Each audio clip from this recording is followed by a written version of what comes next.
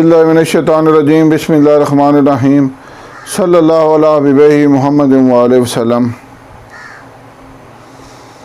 अस्सलामु अलैकुम व रहमतुल्लाहि व बरकातुहू। उम्मीद है कि आप हज़रात खैरियत से होंगे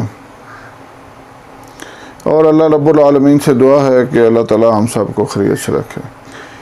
आज जो नुस्खा आपको बता रहा हूँ वो है दिल की घबराहट के लिए, मैदे की तक़वियत के लिए और जिस्म को हल्का फुल्का रखने के लिए और रीह को खारिज करने के लिए। असल में बात यह है कि मुझे काफ़ी दिनों से ना कराची से 2-3 दोस्त हैं, वो फ़ोन कर रहे हैं कि हकीम साहब दिल बहुत घबराता है, हर वक्त जिस्म भारी भारी रहता है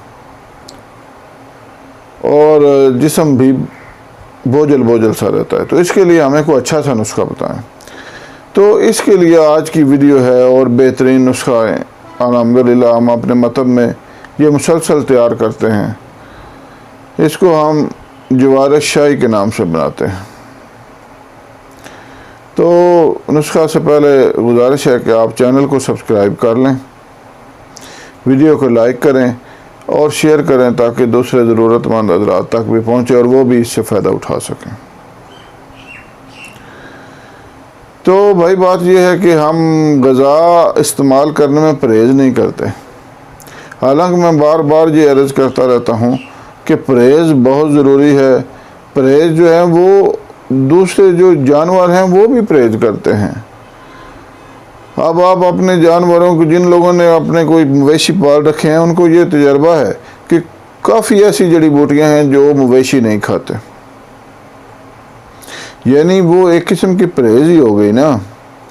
तो हम तो अल्हम्दुलिल्लाह अशरफुल मखलूक़ात हैं, तो हमें भी परहेज़ करनी चाहिए।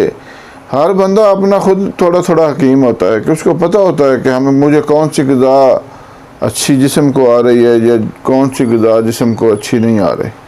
तो लिहाजा इस ज़िम्मन में गुजारिश है कि परहेज़ किया करें और 5 वक्त की नमाज को अपना मामूल बनाएं।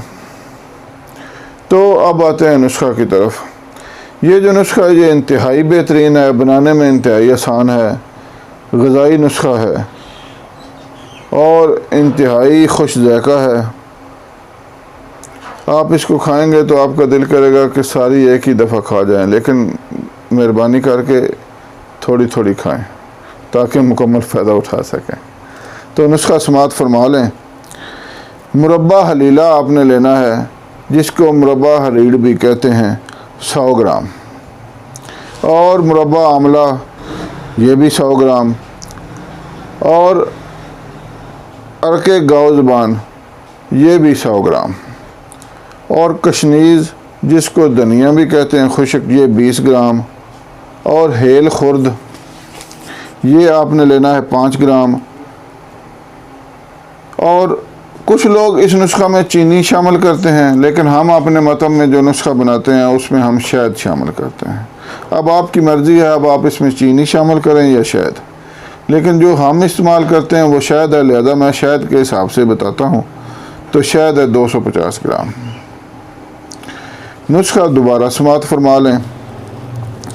मुरब्बा हलीला जिसको मुरब्बा हरीड़ भी कहते हैं ये 100 ग्राम, मुरब्बा आमला 100 ग्राम, अरक गाव ज़बान 100 ग्राम, कशनीज़ 20 ग्राम, हेल खुर्द 5 ग्राम, और कंद सफ़ेद चीनी को कहते हैं या शहद। पहले भी अर्ज़ किया है कि हम अपने मतलब में शहद से बनाते हैं, तो लिहाजा शहद 250 ग्राम। अब बनाने का तरीका समाअत फरमा लें। दोनों मुरब्बा जात जो हैं ये आपने पानी में भिगो देने 24 घंटे के लिए। 24 घंटे बाद निकाल कर अरके गाव ज़बान मिलाकर उनको बारीक पीस लें। उसके बाद इसमें बाकी चीज़ों का सफ़ूफ मिलाकर शहद शामिल कर लें।